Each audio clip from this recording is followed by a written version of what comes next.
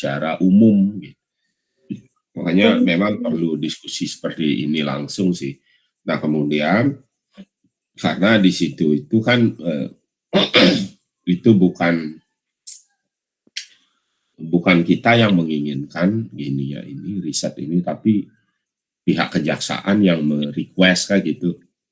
Jadi itu untuk keperluan spesifik, bukan untuk keperluan secara umum gitu.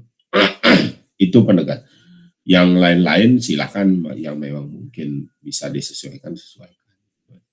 Kamu ikut kelas gini proyek akhir 1 ya? Ikut Pak. Kelasnya siapa ikut? Bu Ika Pak. Nah di situ disampaikan sama Bu Ika, jadi perbaiki latar belakangmu, kemudian sesuaikan dengan permintaan di seminar ide itu yang memang yang memang diinginkan oleh pihak penguji seminar ide, tapi ada bagian yang memang tidak bisa dilakukan, dan itu sudah sampaikan aja bahwa kamu sudah diskusi dengan saya, karena permintaan atau judul itu memang bukan untuk keperluan seluruh kejaksaan, bukan itu.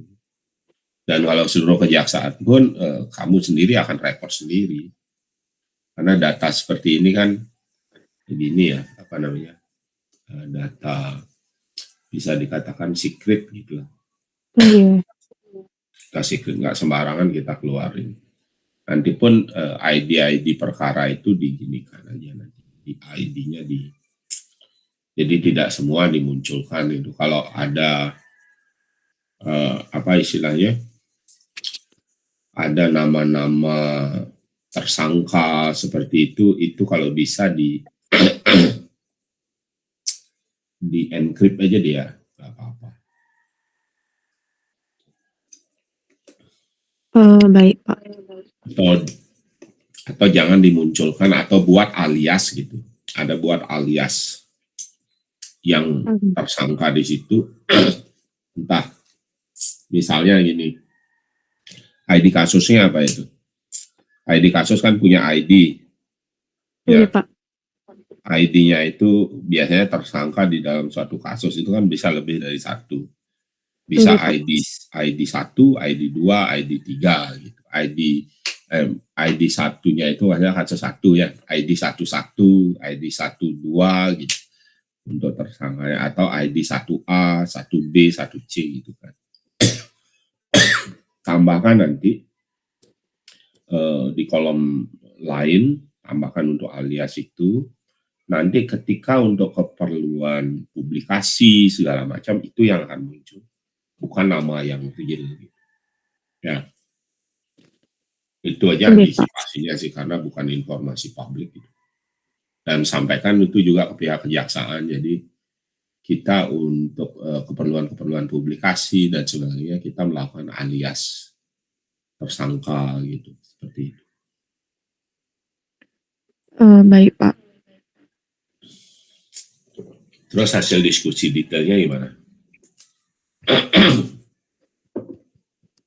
Dari hasil diskusinya itu saya diberitahu kalau dari tahun 2021 sampai 2024 itu pengelompokannya mereka itu menggunakan pengelompokan Orhada, Kamtibum, dan juga narkotika. Sedangkan kalau yang 2025 sampai sekarang itu pengelompokannya menggunakan DIR A, B, C, dan E, Pak. Mungkin saya share screen nih Pak terkait portfolionya.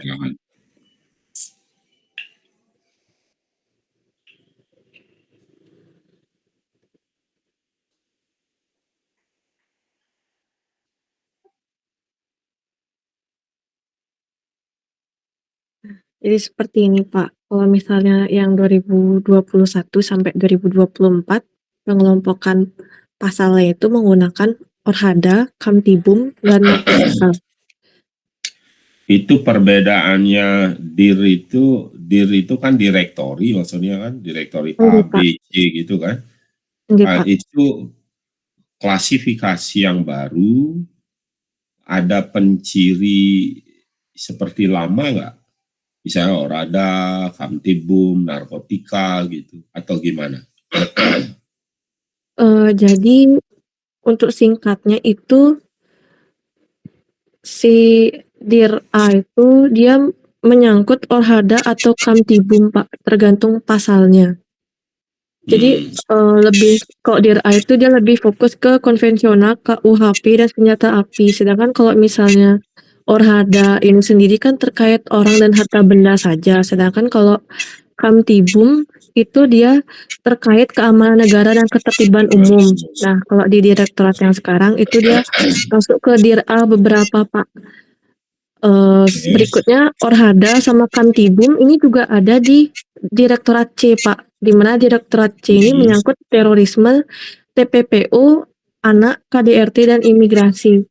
Terus, Lalu berikutnya DIRD itu dia Kamtibum aja, ini terkait cyber atau UU ITE, terus kehutanan dan perbankan.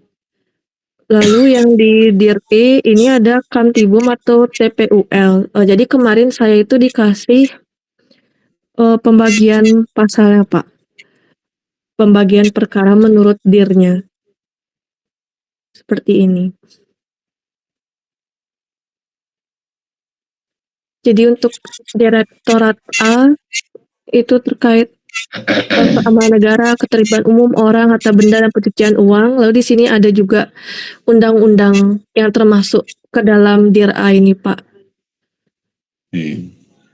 nah nanti gini aja, jadi kamu kan ini banyak kasus tuh, datanya banyak kan, itu harus dilakukan klasifikasi manual yang akan kamu tangani. Data-data dulu perlu disesuaikan menjadi ini sekarang, direktori sekarang, sehingga nanti data yang kamu miliki itu kan selaras lah, lain dengan yang antara lama dengan yang baru.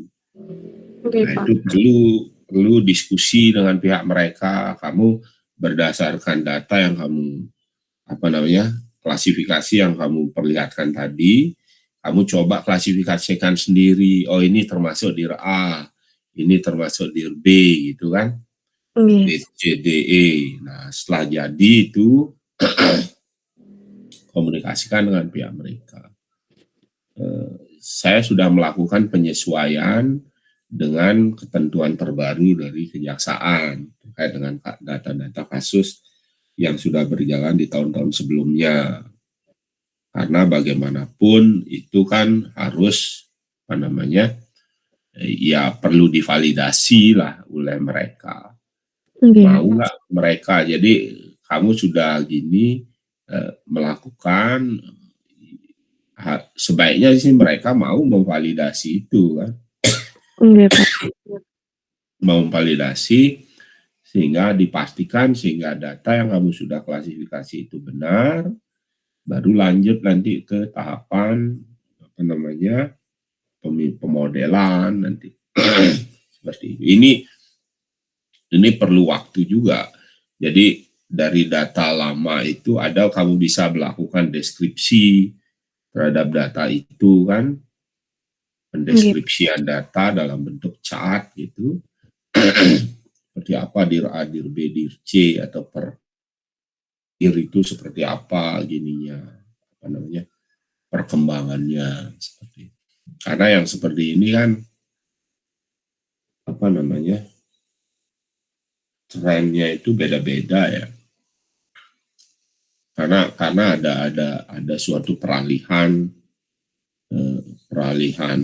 pola nanti, karena yang DIR C tadi ya, yang ITE itu yang sepertinya akan tumbuh cukup tinggi berikutnya ini. Karena ada pengalihan kebiasaan masyarakat kan, karena kebanyakan sistem online seperti itu. Jadi itu gini ya. Pasti akan ada perkembangan seperti itu nanti. Baik, Pak. Oke, terus apa lagi? Selanjutnya, kalau memungkinkan, apa boleh ya Pak, kalau misalnya kita juga buat sistem rekomendasi jaksa siapa saja yang bisa menangani kasus tertentu. Jadi, dari hasil wawancara kemarin itu kata jaksanya, yang menentukan JPU mana yang menangani kasus, itu katanya dari kepala kejaksaannya gitu, Pak. Ya, Jadi, memang mungkin pemilihannya itu sedikit subjektif karena mungkin menimbang dari jaksa mana yang biasanya menangani kasus seperti itu. Misalnya kalau misalnya ada kasus yang dir A, mungkin Kajari, kepala kejaksaannya akan melihat jaksa-jaksa mana aja yang biasa menangani kasus dir A dan apakah mereka lagi senggang, seperti itu, Pak. Sepertinya bisa ya, Pak, kalau misalnya kita buatkan model machine learning untuk membuat sistem rekomendasi, dari data-data sebelumnya ya, Pak? itu bisa-bisa saja. Nah, sebenarnya dan itu sepertinya sih cukup mudah ya. Hanya Iya. saja itu kan sebagai rekomendasi saja, sehingga pihak PIM karena gini, kenapa itu penting gitu, sistem rekomendasi itu kan, Eh, Iya. sistem rekomendasi itu cukup penting di kejaksaan itu karena eh, apa namanya, penugasan itu benar-benar sesuai dengan kompetensi jaksa masing-masing kayak gitu, Oke, Pak. kompetensi dan pengalaman. Nah, kalau yang saya tahu sih, kepala kejaksaan tinggi, kepala kejaksaan negeri itu cenderungan mereka sering diputar posisinya, sering di ruling gitu, sering mutasi jabatan, sehingga jaksa-jaksa kepala kejaksaan yang baru itu kecenderungan mereka tidak tahu detail mapping daripada, sekalipun ada bagian kepegawaian atau apa yang menangani itu, yang mengetahui detail ya, cuman akan bagus kalau udah ada rekomendasi sistem kan, mereka menjadi terbantu untuk itu kan gitu. Masalah Iya. nanti kan masalah keberimbangan beban aja, keberimbangan beban, sehingga bagi tidak elok juga kalau yang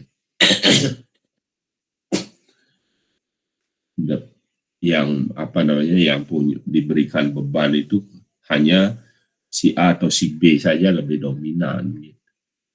Jadi di sistem rekomendasi ini perlu ditegaskan apakah itu kan data penanganan kasus sebelumnya saja atau memberikan ini juga enggak apa namanya, memberikan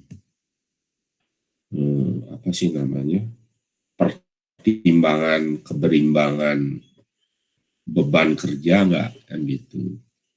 Kalau itu kamu jadikan tambahan seperti adanya keberimbangan beban kerja, bagus juga gitu. Cuman datamu yang harus bagus jadi. Jadi tidak hanya kompetensi saja. Kalau sampai keberimbangan beban kerja, data gini harus bagus, data penugasan setiap kasus-kasus histori yang dulu. Jadi tidak hanya, oh ini, atau maksudnya gini, si A, jaksa A ini menangani kasus apa saja selama ini kan gitu. Iya. Tapi atau bisa saja itu dipakai, cuman keberimbangan gininya mungkin manual atau kalau bisa dua-duanya lebih bagus. Misalnya ini ada kasus di Dir A. Jadi di sana nanti diseleksi dari untuk rekomendasi itu apakah dari karena kecenderungannya di Dir A gitu misalnya siapa yang menangani kasus deal A paling banyak, berarti itu rekomendasi pertama kan gitu. Oke, Pak. Kayak ranking dia, kayak ranking ibarat. Nah, masalahnya kalau seperti itu, ranking itu yang muncul nanti. Ranking itu kecenderungannya tidak terlalu banyak berubah nanti. Tidak terlalu banyak berubah sesuai dengan histori kasus yang pernah ditangani. Nah, sementara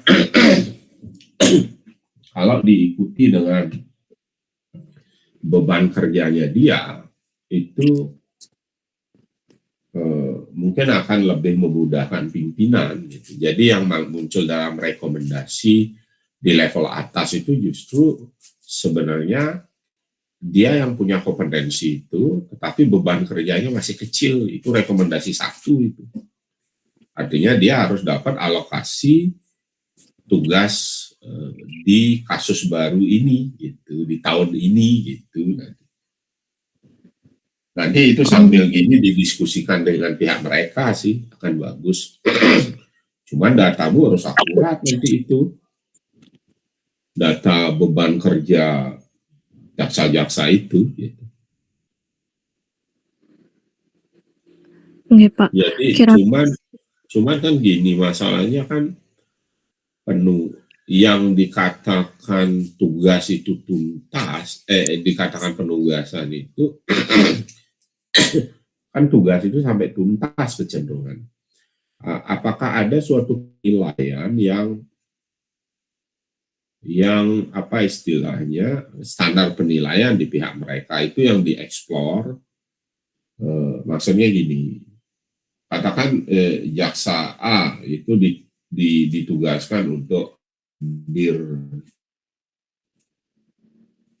C ya misalnya. Nah, selama perjalanan pengerjaan tugas itu kan berproses dari tahapan 1, 2 dan seterusnya itu ya. Dan dia akan terhenti mungkin sampai tahap berapa karena mungkin dengan alasan tertentu kan gitu. Nah, apakah si jaksa A ini dianggap berhasil melakukan itu?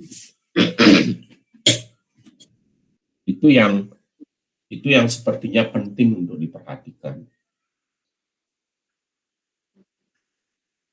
Tunggu sebentar ya. Oke, Pak.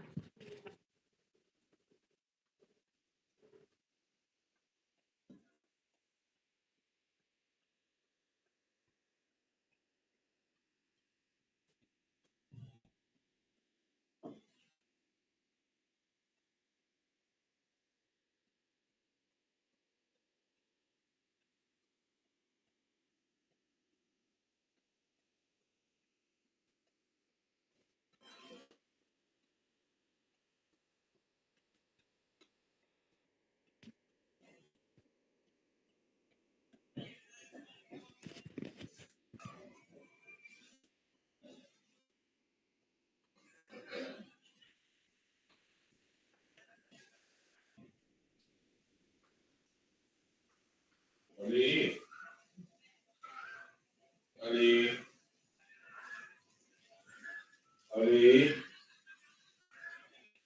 itu sih bro. Ali,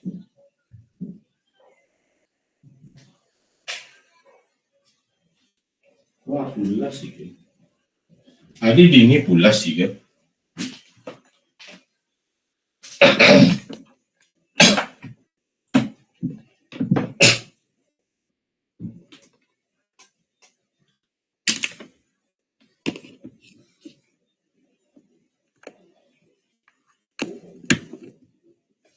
Halo. Oke, Pak. Tunggu tadi saya ngambil charger. Oh, oke, Pak.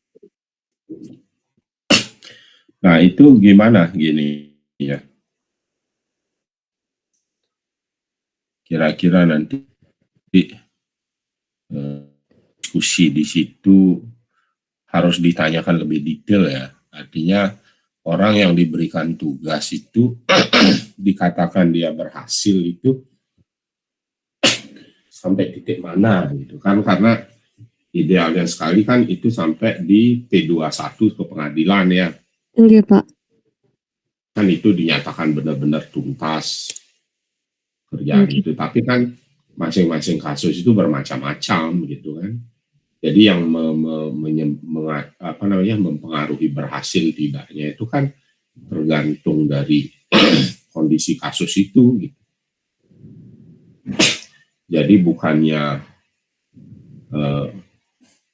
pesan jaksa itu teledor, nggak seperti itu. Karena memang kasus itu mungkin tidak layak dilanjutkan karena ada beberapa bagian yang tidak memenuhi syarat untuk dilanjutkan. Nah, yang gitu-gitu yang penting untuk didalami sehingga beban kerja jaksa itu yang dikatakan tuntas itu seperti apa gitu. Maka cukup dia, oh ini jaksa ini sudah pernah diberikan 5 tugas gitu. Tetapi yang P21 itu hanya 1. Yang 4 itu mungkin karena kondisi-kondisi tadi itu dia hanya sampai step berapa gitu. Nah, apakah itu dinyatakan sebagai suatu beban tugas yang tuntas juga gitu. Itu yang perlu atau ada grade mungkin ya. Grade mungkin sampai ke poin juga, artinya poin pemberian poin mungkin sampai langkah sekian poinnya. Nah, seperti itu. Karena kalau dilanjutkan seperti itu bisa sampai ke pemberian kayak prestasi juga jadinya. Tapi sistemmu nanti kemana-mana nanti gini. Oke. Jadi cukup dibatasi sampai ke ke prediksi kasus dan mungkin rekomendasi gitu. Boleh kayak gitu. Baik Pak. Kalau sekarang ini prediksi yang mereka minta itu apa? Sistemnya juga gitu ya? Yang mereka minta itu sistemnya lewat web saja katanya Pak. Isi perkara. Lalu yang paling mereka inginkan itu terkait tracking itu Pak.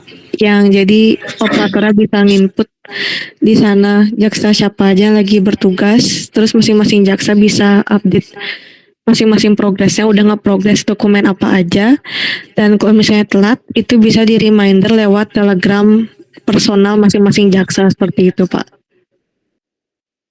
Berarti kamu membuat sistem informasinya juga kan?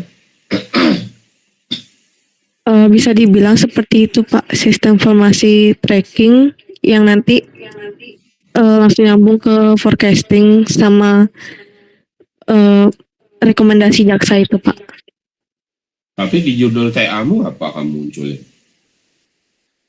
Kalau judul TA kemarin di seminar ID itu rancang bangun sistem tracking dan forecasting perkara pidana umum pada institusi kejaksaan Pak.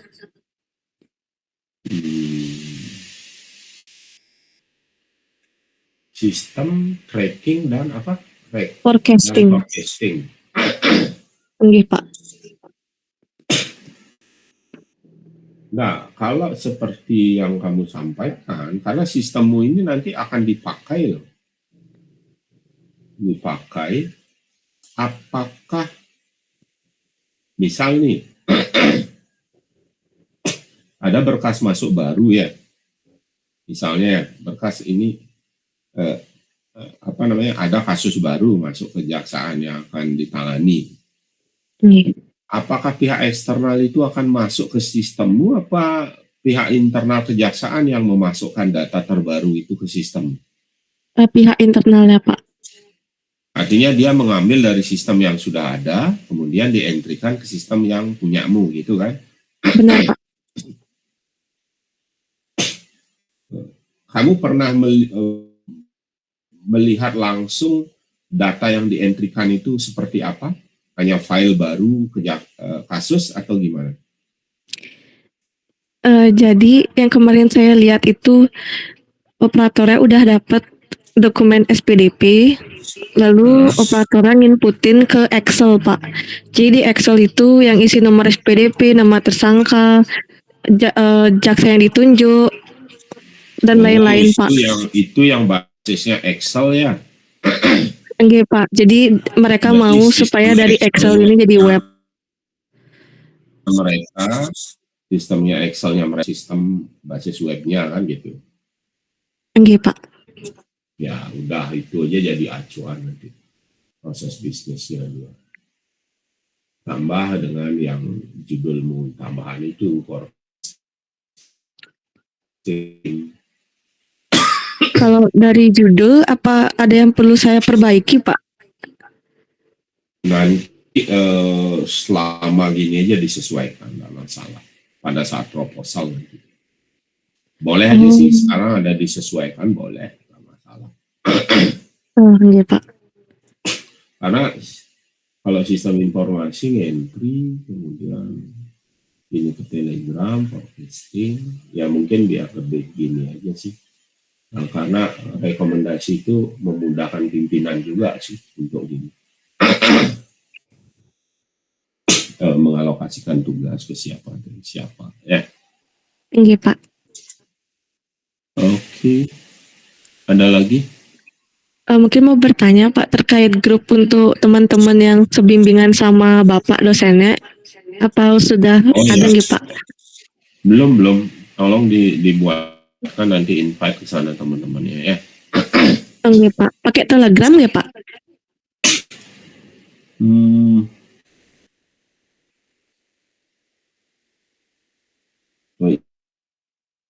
Ya di Telegram, karena sebenarnya gini, Telegram itu bagusnya kan historinya itu bagus gitu.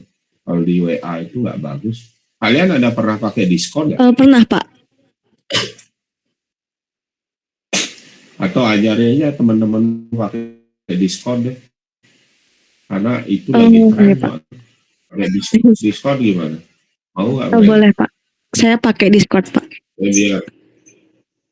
Biar kalian gini juga terbiasa, karena tempat-tempat kerja rata-rata pakai Discord kan, karena historinya bagus dia. Baik, Pak. Oke. Apa lagi? Mungkin dari saya saat ini itu aja, Pak. Ya cuma nanti perdalam gininya ke kejaksaan ya. Iya, Pak.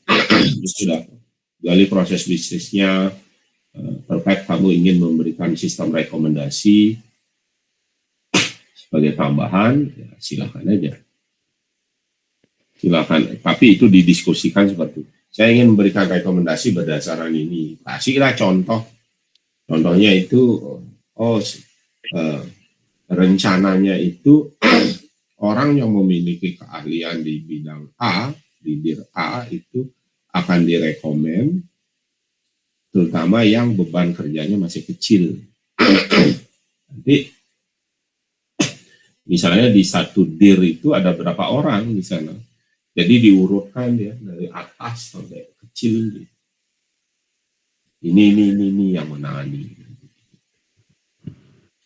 Kan ada kemungkinan dia bisa lintas dir juga kan? Benar, Pak.